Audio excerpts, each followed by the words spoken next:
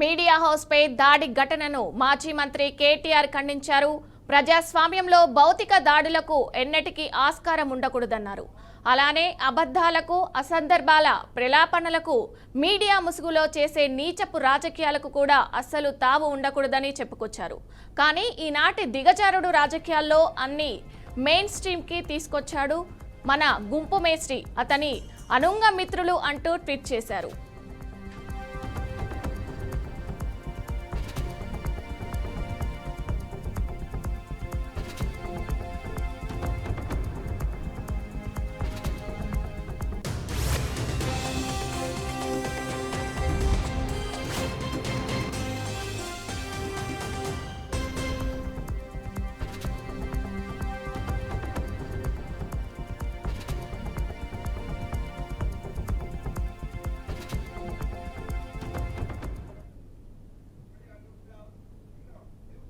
Media house పై దాడి ఘటనను మాజీ మంత్రి కేటీఆర్ ఖండించారు. ప్రజాస్వామ్యంలో భౌతిక దాడులకు ఎన్నటికీ ఆస్కారం ఉండకూడదన్నారు. అలానే అబద్ధాలకు, అసందర్భాల ప్రలాపనలకు, మీడియా ముసుగులో చేసే నీచపు రాజకీయాలకు కూడా అస్సలు తావు ఉండకూడదని చెప్పుకొచ్చారు. కానీ ఈనాటి దిగజారుడు రాజకీయాల్లో అన్ని మెయిన్ స్ట్రీమ్ కి తీసుకొచ్చాడు మన గుంపు మేస్త్రి, అతని అనుంగ మిత్రులు అంటూ ట్వీట్ చేశారు. ఇక ఇదే అంశానికి సంబంధించి మరింత సమాచారం మా అవుట్పుట్ ఎడిటర్ వెంకట్ అందిస్తారు. వెంకట్, మీడియా హౌస్ పై దాడిని హైదరాబాద్ లోని ఒక ప్రముఖ మీడియా హౌస్ పై బీఆర్ఎస్ కార్యకర్తలు, నేతలు కొంతమంది గ్యాంగ్ అప్ లాయకు వచ్చేందుకు దాడి చేయడం జరిగింది. దాడి ఘటన పైన పెద్ద ఎత్తున జర్నలిస్ట్ సంఘాల నుంచి కావచ్చు, లేదంటే సదరు మీడియా హౌస్ నుంచి కొంత విమర్శలు వెలువెత్తున్న నేపథ్యంలో, గట్టిగా ఆరోపణలు వస్తున్న నేపథ్యంలో, అంటే ఆ బీఆర్ఎస్ నాయకులు, బీఆర్ఎస్ కార్యకర్తలు చేసిన దాడిని ఖండిస్తున్న నేపథ్యంలో ఎట్టకేలకు బీఆర్ఎస్ వర్కింగ్ ప్రెసిడెంట్ మాజీ మంత్రి కేటీఆర్ కొద్దిసేపు క్రితం ట్విట్టర్ ద్వారా స్పందించడం జరిగింది. ఆయన చాలా స్పష్టంగా రెండు అంశాలు చెప్పడం జరిగింది. ఒకటి, ప్రజాస్వామ్య దేశంలో, ప్రజాస్వామ్య ప్రభుత్వంలో ఎట్టి పరిస్థితుల్లో భౌతిక దాడులకు తావు లేదని ఒక మాట చెప్తూనే, అట్ ది సేమ్ టైం అసందర్భ ప్రలాపనలకు, ఆరోపణలకు కూడా మీడియా ముసుగులో నీచు రాజకీయాలు చేస్తున్నారు కొంతమంది అంటూ అలాంటి రాతలకు కూడా, అంటే మీడియా ముసుగులో నీచు రాజకీయాలు చేస్తున్నటువంటి వాటికి కూడా అసలు తావు ఉండకూడదు. అంటే ఎలాగైతే దాడులకు ఎటువంటి ఆస్కారం ఉండదని చెప్తున్నారు, అట్ ది సేమ్ టైం కొందరు మీడియా ముసుగులో నీచు రాజకీయాలు చేస్తున్నారని చెప్తూ, దాన్ని కూడా అలాంటి పరిస్థితులు కూడా తావు ఉండకూడదు అని చాలా స్పష్టంగా బలంగా చెప్తూ ఉన్నారు. ఆయన జనరల్ గా రేవంత్ రెడ్డిని గుంపు మేస్త్రి అంటూ పదే పదే మనం చూస్తూనే ఉన్నాం. మీడియా హౌస్ ప్రెస్ మీట్లలో కావచ్చు, లేదంటేనో పబ్లిక్ అంటే ఇలాంటి సభల్లో, బహిరంగ సభల్లో కూడా ఆయన ఎక్కువగా కోట్ చేస్తూ ఉంటారు. ముఖ్యమంత్రి రేవంత్ రెడ్డిని గుంపు మేస్త్రి అంటూ కొంత వ్యంగ్యంగా చేస్తూ ఉంటారు. సో ఆ గుంపు మేస్త్రి ఈ విధంగా చేస్తున్నాడు అంటూ ఒక గుంపు మేస్త్రి, అట్ ది సేమ్ టైం ఆయన అనుకో మిత్రులు ఎవరైతే ఉంటారంటే, ఆయన దగ్గర ఉన్న వ్యక్తులు ఎవరైతే ఉన్నారో వారు, అంటే ఈయన చెప్పిన పాయింట్ కి అర్థం ఏంటంటే, ఖచ్చితంగా ఈ దాడి వెనక, అంటే ఈ విధంగా నీచపు రాతలుగా, లేదంటేనేమో తప్పుడు రాతలు రాయిస్తున్నటువంటి ఒక మీడియా సదరు ఏదైతే దాడికి గురైందో ఆ మీడియా హౌస్ తో ఈ విధంగా రాయిస్తున్నది ఆ గుంపు మేస్త్రి. అంటే ఇండైరెక్ట్ గా ఆయన చెప్తున్న అర్థం, ముఖ్యమంత్రి చేస్తున్నారు, ముఖ్యమంత్రి యొక్క అనుంగ మిత్రులు ఎవరైతే ఉన్నారో వారే ఇవన్నీ కూడా రాయిస్తున్నారు, చేయిస్తున్నారు. ఆ రాతలు, అసందర్భ ప్రలాపనలు, ఆరోపణలు, అలిగేషన్స్ ఇవన్నీ కూడా ముఖ్యమంత్రి ఆదేశాల మేరకు, ముఖ్యమంత్రికి దగ్గరగా ఉన్నటువంటి వ్యక్తుల యొక్క ఆదేశాల మేరకే ఈ విధంగా ఆ మీడియా హౌస్, అంటే ఇండైరెక్ట్ గా మీడియా హౌస్ అంటూ ఉన్నారు. అంటే దాడిని ఖండిస్తున్న అట్ ది సేమ్ టైం శుతిమెత్తగా ఈ మీడియా హౌస్ కూడా ఈ విధంగా ఎవరైతే ఆ ముఖ్యమంత్రులు, లేదంటే ముఖ్యమంత్రి దగ్గర ఉన్న వ్యక్తులు చెప్తేనే వాళ్ళ ఆదేశాల మేరకే నీచపు రాజకీయాలు, అసందర్భ ప్రలాపనలు, అసందర్భ ఆరోపణలు, వాస్తవానికి దూరమైనటువంటి కథనాలు రచిస్తుంది అనేది ఆయన సారాంశంగా, ఆయన పెట్టిన ట్వీట్ సారాంశంగా మనం చూడాల్సిన అవసరం ఉంటుంది. సో ఇంకో పిలుపు కూడా ఇవ్వడం జరిగింది. ఎవరైతే తన ప్రియమైనటువంటి బీఆర్ఎస్ కార్యకర్తలు కావచ్చు, నేతలు కావచ్చు, ఇటువంటి విషయాల్లో కొంచెం కామ్ గా ఉండాల్సిన అవసరం ఉందంటూ, అంటే దాన్ని ఖండిస్తున్న సేమ్ వారికి కూడా విమర్శగా సూచన చేయడం జరిగింది.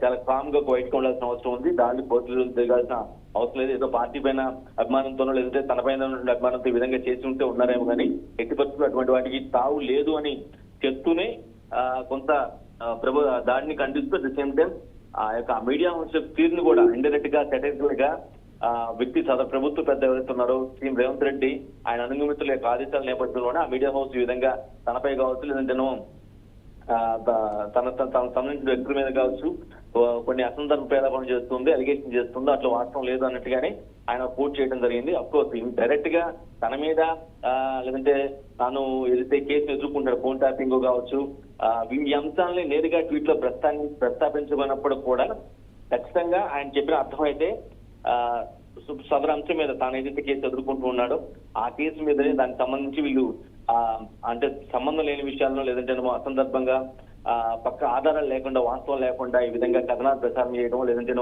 యూట్యూబ్ లో అప్లోడ్ చేయడమో చేశారనే ఒక ఇంటెన్షన్ ని ఆయన తన ట్వీట్ ద్వారా చెప్పడం జరిగింది. సో ఇట్ ఈస్ రెండు సారీ చెప్పడం అంటే భౌతికదాలకు తావు లేదని చెప్తూనే అట్ ది సేమ్ టైం ఈ విధంగా కొందరు మీడియా ముసుగులు ఈ విధంగా నీతి రాజకీయాలు చేస్తున్నారు. ఆ వ్యక్తులను ప్రోత్సహిస్తుంది కూడా ప్రభుత్వ పెద్ద గుంపు మేస్త్రి అన్నట్టుగా ఆయన ఒక ట్వీట్ చేయడం ప్రస్తుతం ప్రాధాన్యత సంతృప్తి. దీని మీద ఈ ఘటన పైన కొద్దిసేపు క్రితం పవన్ కళ్యాణ్ ఏపీ ఉప ముఖ్యమంత్రి కూడా దాన్ని ఖండించారు. ఇటు బస్సులో బాధ్యతలు వదిలేదు, చాలా శిక్షంగా చాలా కఠిన శిక్షించాల్సిన అవసరం ఉందని, ప్రజాస్వామ్యం పైన జరిగిన దాడి తప్పించి ఒక మీడియా హౌస్ మీద జరిగిన దాడి కాదు, ఖచ్చితంగా ఇది ప్రజాస్వామ్యం మీద జరిగిన దాడి అంటూ ఆయన కూడా తన సంఘీభావం తెలపడం జరిగింది.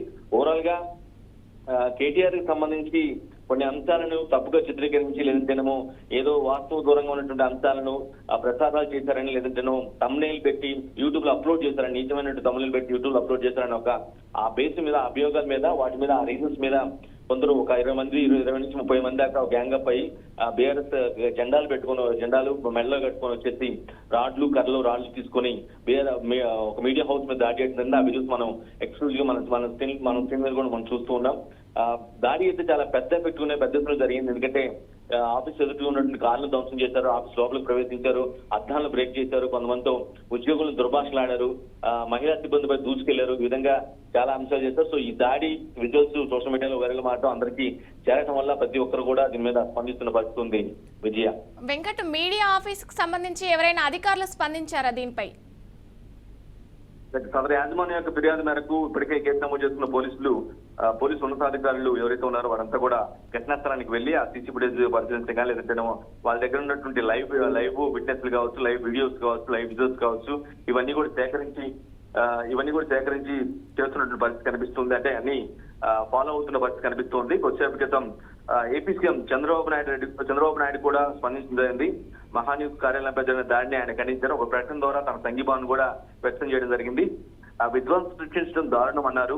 ఒక ఛానల్ పై దాడి చేయడం సరికాదన్నారు. ప్రజాస్వామ్యంలో ఇలాంటి దాడులకు చోటు లేదని చాలా స్పష్టంగా ఆయన కూడా అభిప్రాయపడ్డారు. బెదిరింపులు, దాడులతో మీడియాని కట్టడి చేయాలనే ఆలోచన మంచిది కాదని, ప్రజలు, సమాజం దీన్ని ఆమోదించాలని ఏపీ సీఎం స్పష్టం చేయడం జరిగింది.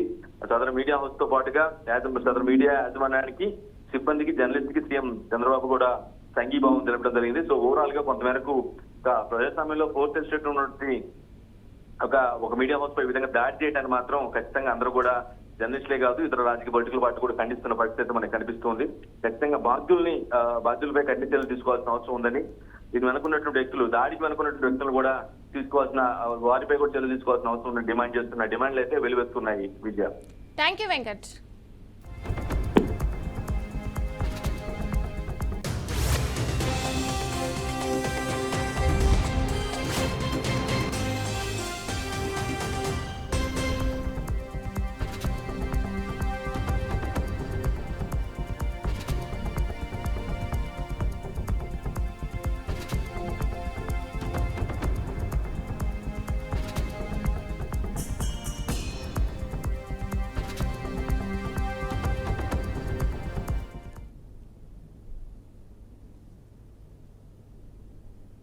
హైదరాబాద్ లో ఓ ప్రముఖ న్యూస్ ఛానల్ ప్రధాన కార్యాలయంపై జరిగిన దాడిని AP deputy CM Pawan Kalyan తీవ్రంగా ఖండించారు. మీడియా సంస్థపై భౌతిక దాడులకు పాల్పడడం అత్యంత గర్హనీయమైన చర్య అని ఆయన అభిప్రాయపడ్డారు. ఈ మేరకు ఆయన ఒక ప్రకటన విడుదల చేశారు. మీడియా సంస్థలు ప్రచారం చేసే వార్తలు లేదా కథనాలపై ఎవరికైనా అభ్యంతరాలు ఉంటే వాటిని తెలియజేయడానికి నిర్దిష్టమైన ప్రజాస్వామ్యబద్ధమైన పద్ధతులు ఉంటాయని పవన్ కళ్యాణ్ గుర్తు చేశారు. ఆ మార్గాలను అనుసరించకుండా నేరుగా కార్యాలయాలపై దాడులకు దిగడం ఏమాత్రం సమంజసం కాదని ఆయన స్పష్టం చేశారు. ఇలాంటి చర్యలు ప్రజాస్వామ్య స్ఫూర్తికి పూర్తి విరుద్ధమని తెలిపారు.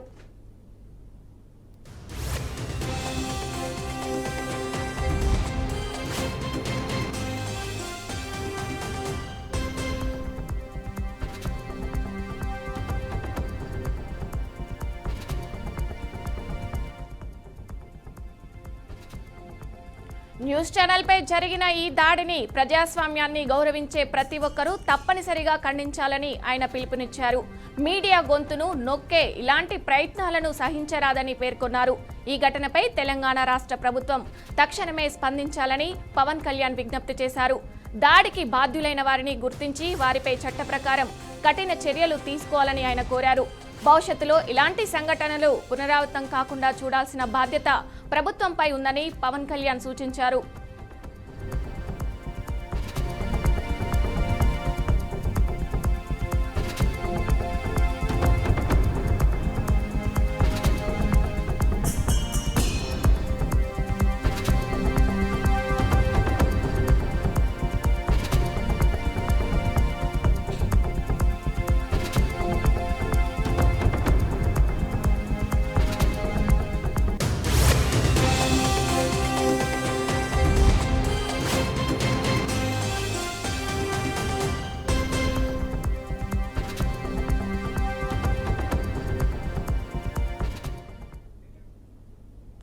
కాంగ్రెస్ నేత కొండ మురళిపి వ్యాఖ్యలపై ఉమ్మడి వరంగల్ జిల్లా ఎమ్మెల్యేలు, ఎంపీలు, ఎమ్మెల్సీలు ఇటీవల పార్టీ అధిష్టానానికి ఫిర్యాదు చేశారు.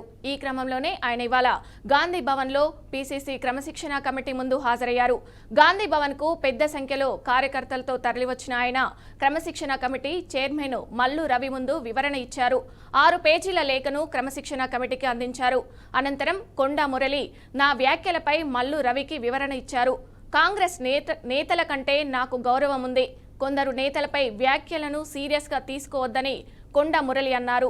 తాను బలవంతుడినో బలహీనునో అందరికీ తెలుసునని తెలిపారు. కార్యకర్తలను పట్టించుకోవాలని మాత్రమే కోరానని స్పష్టం చేశారు. రేవంత్ రెడ్డి మళ్లీ సీఎం కావాలని ఆశాభావం వ్యక్తం చేశారు. బీసీలకు మేలు జరగాలని 40 ఏళ్లుగా పోరాటం చేస్తున్నామన్నారు. రాహుల్ గాంధీని ప్రధానిని చేయాలనే తపన అందరిలో ఉందని ఆయన చెప్పారు. ఇది బీసీ నాయకుడు నేను బలైనా బలం ఎంతున్నా అనేది మీకు తెలుసు, ఇవాళ ప్రజలకు తెలుసు, భారతదేశంలో ఉన్న ప్రతి ఒక్కరికి తెలుసు. దయచేసి నన్ను రెచ్చగొట్టకండి. నేను అందుకే కొంచెం నీడకు వస్తారా అని అడిగినా, లేదు మా మీడియా ఆయన ఇన్ఛార్జ్ చెప్పడం జరిగింది, అక్కనే పెట్టిండన్నా ఎండైనా మీరు రండి అని.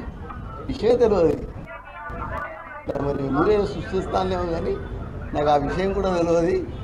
ఒకటే మాట చెప్తున్నా, మీకు కాంగ్రెస్ పార్టీని గౌరవిస్తా అని చెప్తున్నా. రేపు పొద్దుటి రేవంత్ అన్న మరి కార్యకాలం సీఎం ఉండాలని కోరుకుంటున్నా. ఇది బీసీ నాయకుడు మహేష్ అన్న రేపు ఇంకా పదవులు రావాలని కోరుకుని గాంధీభవన్కి రావడం జరిగింది. నేను రాజీనామా చేసిన, వాళ్ళు చేసుకుంటే చేసుకోవాలి.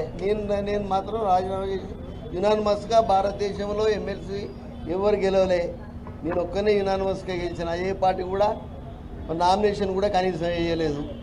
ఆయన బయటకు వచ్చినప్పుడు నేను రాజీనామా చేసినప్పుడు ఆ రోజు మరి ఎవరైతే గౌడ్ మన టీఆర్ఎస్లో ఉండే ఆయన చెప్పిండు మా చైర్మన్ గారు, బీసీలల్లో నువ్వు ఒక మొగునివన్నా అని.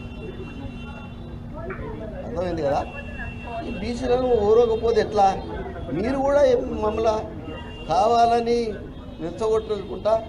దయచేసి బీసీలను గౌరవించండి.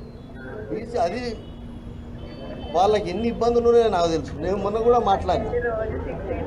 నేను అక్కడ వరంగల్ గుంటూరు జిల్లా కలెక్టరేట్లో జరిగిన దిశ సమావేశంలో మంత్రి పెమ్మసాని చంద్రశేఖర్ పాల్గొన్నారు. గత ప్రభుత్వం హౌసింగ్ స్కీమ్ను నిర్వీర్యం చేసి నివాస యోగ్యం కాని చోట పేదలకు స్థలాలు ఇచ్చారని ఆయన మండిపడ్డారు. పార్లమెంటు స్థాయిలో దిశ మీటింగ్ నిర్వహించామని తెలిపారు. పలు నేషనల్ హైవేలపై అధికారులతో చర్చించామని చెప్పారు. District development coordination and monitoring committee every 3 monthsకి పార్లమెంట్ సభ్యులు సెంట్రల్ గవర్నమెంట్ స్కీమ్స్ ఏవైతే ఉన్నాయో అవి ఏ విధంగా ఆ డిస్ట్రిక్ట్లో ఇంప్లిమెంట్ అవుతున్నాయి అనే దాని గురించి కోఆర్డినేషన్ మీటింగ్ రెగ్యులర్గా జరిగేది. అందులో చాలా స్కీమ్స్ ఉన్నాయి. అయితే ఒక 7-8 ప్రయారిటీగా తీసుకున్నాం. ఒకటి నేషనల్ హైవేస్లో ఇష్యూస్ ఏమేమి ఉన్నాయి. విజయవాడ వెస్ట్ బైపాస్ ఉంటే 93% కంప్లీట్ అయిందని చెప్పారు. సెప్టెంబర్ ఎండ్కి దానికి 100% కంప్లీట్ చేసి ఓపెన్ చేస్తూ ఉన్నారు. అదేవిధంగా మనం లాస్ట్ టైము ఎయిమ్స్ హాస్పిటల్కి గుంటూరు నుంచి ఒక డౌన్వర్డ్ ర్యాంప్ అడిగాం. దాన్ని కూడా అక్టోబర్ ఎండింగ్కి అది కంప్లీట్ చేసి ఇస్తామని చెప్పారు. అమరావతి ఔటర్ రింగ్ రోడ్డుకి వచ్చేటప్పటికి సెంట్రల్ గవర్నమెంట్ 70 మీటర్స్ ఏదైతే వాళ్ళు ఇవ్వడానికి విల్లింగ్గా ఉన్నారు, అంతవరకు వీళ్ళకి ఇన్స్ట్రక్షన్స్ వచ్చినాయి. దాని మీద ల్యాండ్ అక్విజిషన్ అన్నిటినీ కూడా చూసుకుంటా ఉన్నారు. సో అది ఒక ప్రాసెస్కి వచ్చిందని చెప్పారు. అయితే ఎంతవరకు తీసుకునేదని చెప్పారు. అదేవిధంగా Venukonda Guntur national highway 544D అందులో టెక్నికల్గా అంతా అప్రూవ్ అయిపోయింది. అక్కడికి సెంట్రల్ గవర్నమెంట్ పంపించా అని చెప్పారు. అదొకటి ఫాలో అప్ చేసుకోవాలి మేము అక్కడ. అదేవిధంగా గుంటూరు నిజాంపట్నం పోర్ట్ కనెక్టివిటీకి కూడా అలైన్మెంట్ అప్రూవల్ అయిపోయింది. ఇది కూడా ఢిల్లీలో కొంత పెండింగ్ ఉంది, అది కొంచెం ఫాలో అప్ చేసుకోవాలి. సో ఇవి హైవేస్ ఇష్యూస్ వచ్చేటప్పటికి. అదేవిధంగా రైల్వేస్లో నందివెలుగు ROV పెండింగ్ ఏదైతే ఉందో అది టెక్నికల్ శాంక్షన్ వరకు అయిపోవచ్చింది. కాంట్రాక్టర్ను ఫైనలైజ్ చేస్తారు త్వరలో. అదేవిధంగా LC number 3 inner ring road, number 6 Perecherla, ఈ రెండు కూడా ఒక 1.5 మంత్లో contractor finalisation, technical financial sanction అయిపో వస్తున్నాయి. LC 14 ఇంకా కొన్ని స్మాల్ ఇష్యూస్ ఉన్నాయి. LC 312 సంజీవయ్య నగర్, శ్యామలా నగర్ దగ్గరికి వచ్చేటప్పటికి.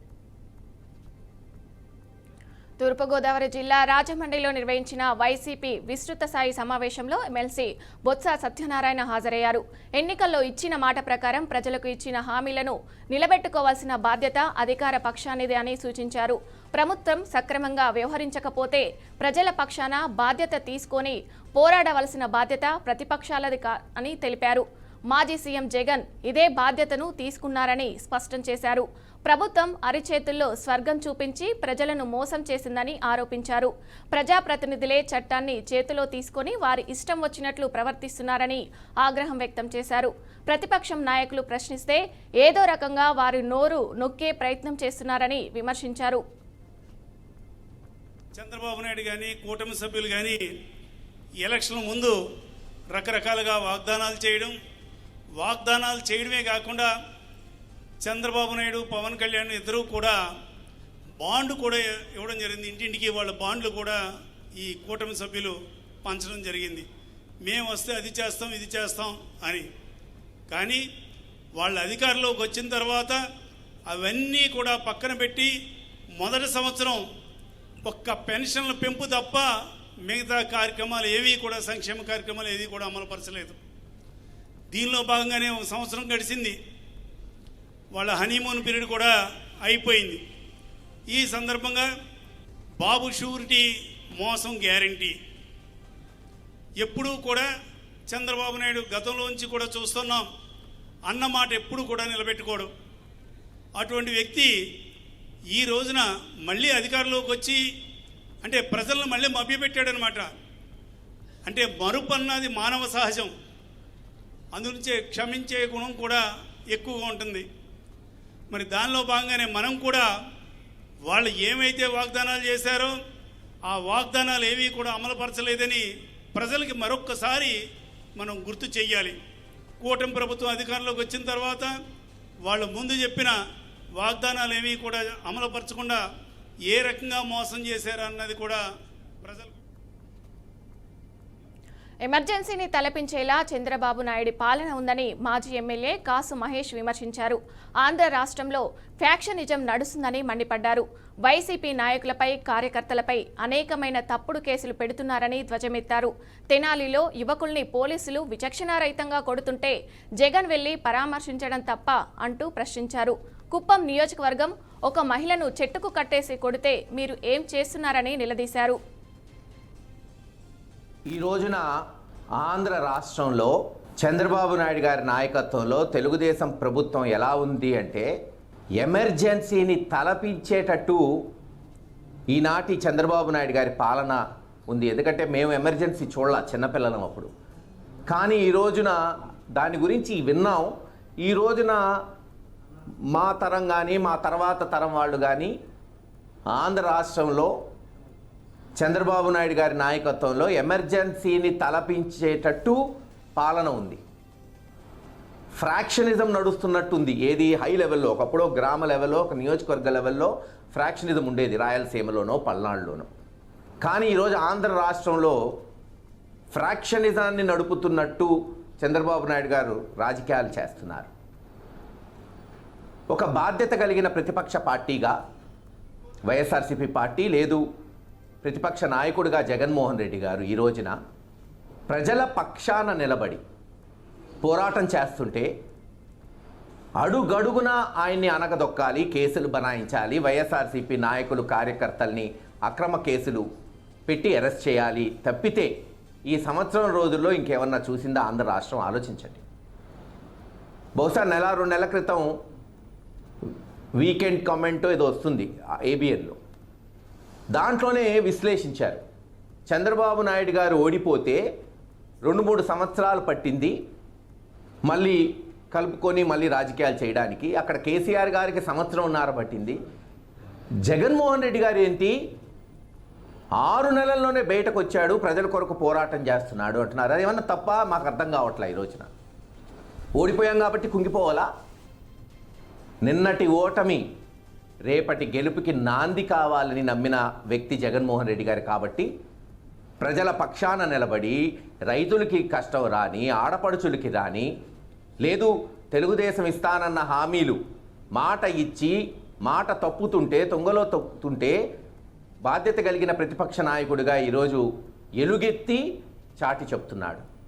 ఈ రోజున ఆంధ్ర రాష్ట్రంలో చంద్రబాబు నాయుడు గారి నాయకత్వంలో తెలుగుదేశం ప్రభుత్వం ఎలా ఉంది అంటే ఎమర్జెన్సీని తలపించేటట్టు ఈనాటి చంద్రబాబు నాయుడు గారి పాలన ఉంది. ఎందుకంటే మేము ఎమర్జెన్సీ చూడాల చిన్నపిల్లలం అప్పుడు.